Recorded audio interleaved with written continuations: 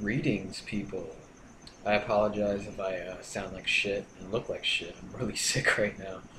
Um, I wanted to make this video to make some key points about some misconceptions about atheism and agnosticism. Sorry if I'm saying that wrong. I can't speak today. About a week or so ago, I had a very interesting conversation with a close friend of mine about our religions, or our lack of religions is the better word. Um, we both concluded that we are some form of agnostics, and we only differ in a few key details. She focuses more on the spiritual aspects, and I focus more on the scientific aspects, the evidence part. So we both found that very interesting, which caused me to want to make this video. I wanted to discuss and explain to you the different versions of atheism and agnosticism that's out there. Atheism is interesting because people tend to group it all as one big thing, that all atheists just reject outright, completely, and that's just not true.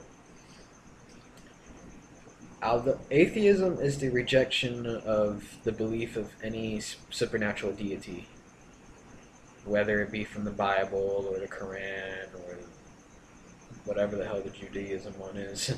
No offense to Jews out there. I just forgot the name of the book. However, there's no singular ideology behind atheism, which is what I like about it. Now, I consider myself an atheist agnostic because I show traits of both. Now, I personally don't believe in any supernatural ability because of the lack of empirical evidence, whereas my friend sort of has an intuition, like a belief that something may have created us out there, and that's the difference between us, which is interesting. It's awesome. I like stuff like that. People ask me if I'm part atheist, how can I even accept the idea of a God out there? And the answer is very simple. We can't know. There's no way we can truly know that. I'm just stating from what I've seen and research and what I've lived through that I've seen no evidence, therefore I personally don't believe in any. However, that can change tomorrow. Like something crazy could happen. Make my some new, I don't know, evidence is found, something like that. Knowledge changes all the time. Think about it. Just a couple hundred years ago, we used to think the world was flat. Can you believe that? The world was flat. Like it just went on and on until it reached an edge, and then it fell straight to the underworld.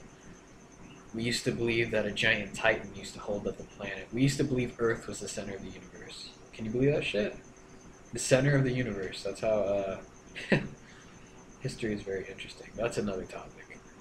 But the point is, knowledge changes all the time, and who knows, a year from now, we can make a new breakthrough where our understanding of everything completely changes, and it might point to evidence toward the deity that created us, and I'm completely open to that. Now, there are some militant atheists out there that are just set on there's no possible way there can be a God at all. It is completely against it. And they're well in their right to believe that, which I'm going to explain the differences between atheism first. Now, there's two main forms of thought in atheism. I mean, it varies more than that, but there's two very contrasting ones. There's positive atheism, negative atheism. Now, positive atheism, or strong atheism, is the form of atheism that asserts that no deities exist, period, and that there's no way. Where negative atheism, or weak atheism, is another type of atheism where a person does not believe in the existence of God or any deities. However, they don't specifically assert that there isn't. Now, in my case, I would be considered a negative atheist, which leads into my agnosticism. I can't say the word. And it leads me to being an agnostic. Fuck it. Now then, let's get to agnosticism. Agnosticism, in its core, believes that we do not have the evidence to conclude whether a deity exists or not, which is what I explained earlier. So I can't just claim to be one and claim to be another. I have to be both. I'm an atheist agnostic. That's an actual point of view. I'm not the only one that believes that. And my friend thought it interesting because, in contrast to her more spiritual view of agnosticism,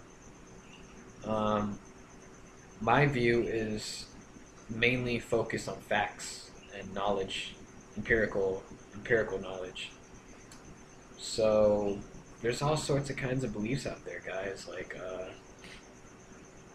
don't group yourself into one thing. Really question what the hell you believe in. Because that's all these titles do, is they limit you, they make you form teams. You get this mob mentality, it's us against them situations, which isn't right. It's what goes by you. And all I like to promote is logic. Because more so, I believe in a balance. Because logic can make you narrow-minded.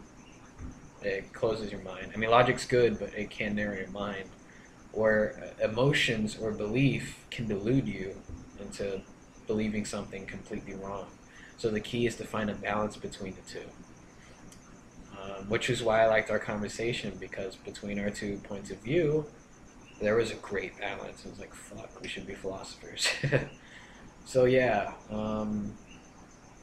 it's just about keeping an open mind. I mean, there's all sorts of different types of agnosticism. I'm looking at a list right here. Agnostic atheism, which is what I explained. Agnostic theism. Now this one's interesting. I haven't actually read into this one yet, so give me a second. Agnostic theism is the philosophical view that encompasses both theism and agnosticism.